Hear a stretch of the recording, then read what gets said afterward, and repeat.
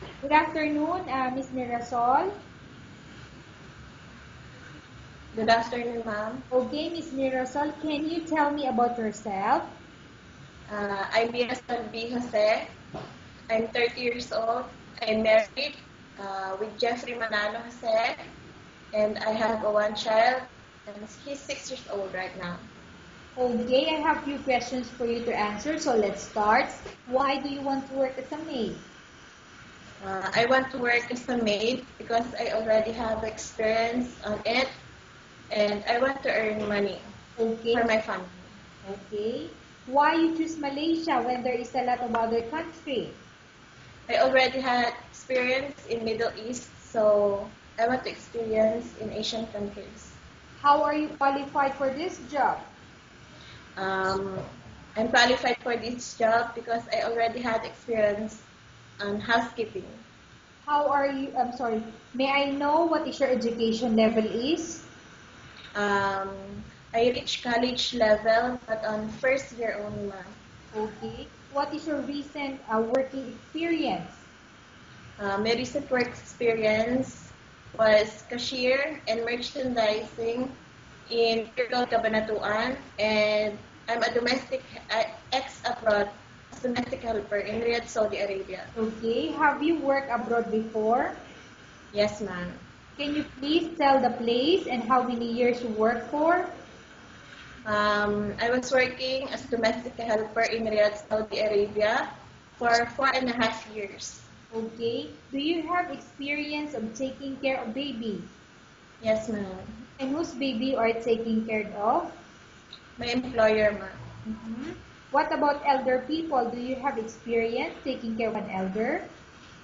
No, not yet, ma'am. But are you willing to take care? Yes, ma'am. Do you have any other special skills? Yes, ma'am. Can you please tell the special skills that you have? Cleaning, washing, ironing, but basic only. Okay. Are you willing to learn new skills? Yes, ma'am. Are you willing to work with a family where the mother-in-law or any relatives stay together? Yes, ma'am. Currently, are you still working now?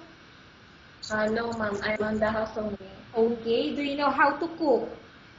Yes, ma'am. What sort of food can you cook? Filipino food, ma'am, and Arabic food. Okay. So can you please tell the Arabic dishes that you can cook? Biryani, ma'am, marak, kipsa, and mostly in oven. Okay. What about Filipino dishes? What are the food that you can cook in Filipino? Minuto, kare-kare, um, dinuguan, tinola, and a lot. It's many. Are you aware that you will have to do washing, cleaning, ironing, and cooking? Yes, ma'am. From all the house chores, which do you like most? Taking care of babies, ma'am. If ever you were selected to work in Malaysia, who will take care of your kids? Even since before, when I was working in Riyadh, Saudi Arabia, my parents-in-law are the one who's taking care of my baby. You are not allowed to use handphone during working hours. Yes, ma'am, it's okay. Okay, you are only allowed to use handphone after you finish all the works and then going to bed. Yes, ma'am. You are strictly needed to surrender the handphone to your employer in the morning, and your employer will return back to you once you're going to bed. Yes, ma'am. If ever your employer finds out that you're abusing your handphone and it's affected your work performance, your employer will confiscate your handphone and you're not allowed to hold it anymore. Instead, your employer will allow you to call to your family 3 times in a month. You're only allowed to bring normal phone and you're not allowed to bring smartphone. Are you agree for the terms and conditions? Yes, ma'am, I agree. Are you agree to the rules and regulation for the handphone? Yes, ma'am. How many years is the contract as you agreed and understand? 2 years, ma'am. Can you describe for me your ethics or your attitude? Uh,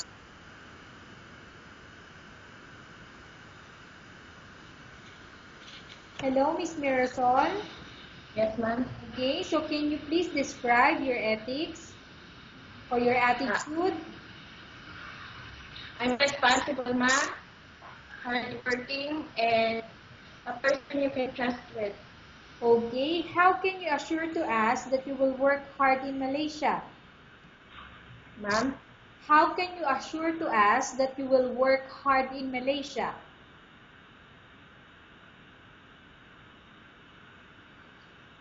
I'm willing to learn, and I know that because I worked for 4 years in my past employer, so I can assure of it.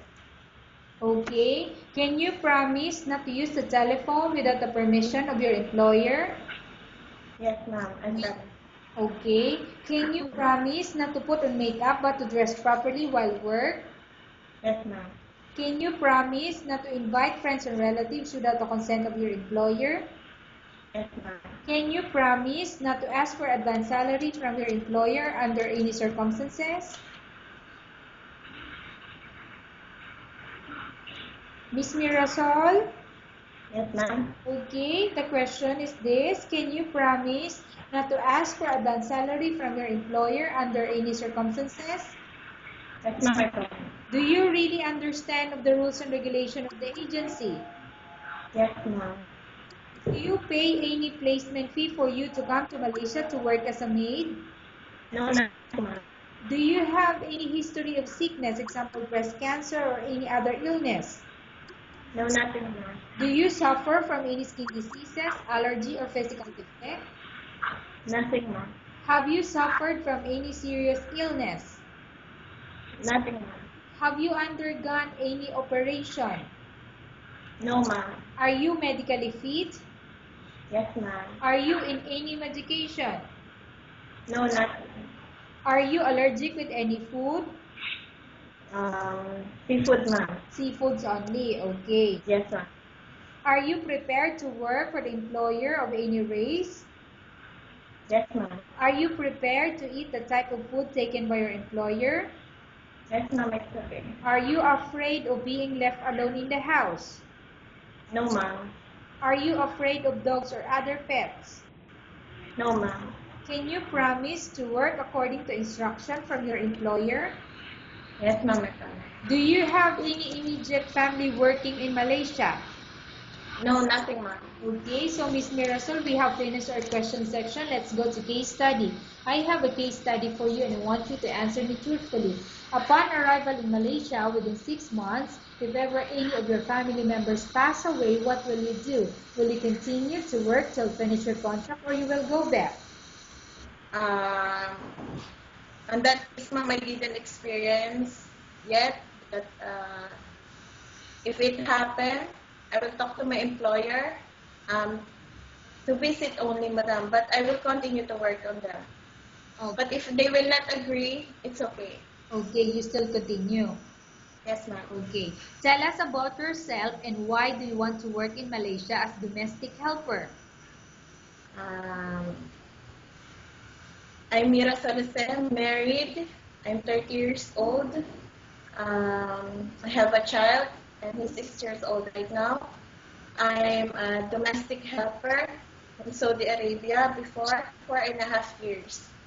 I want to work in Malaysia because I already experienced in Middle East, so I want to experience in Asian countries. Okay, thank you. Okay, Ms. Mirasol, what do you want to tell to your employer who watching your video? To my employer,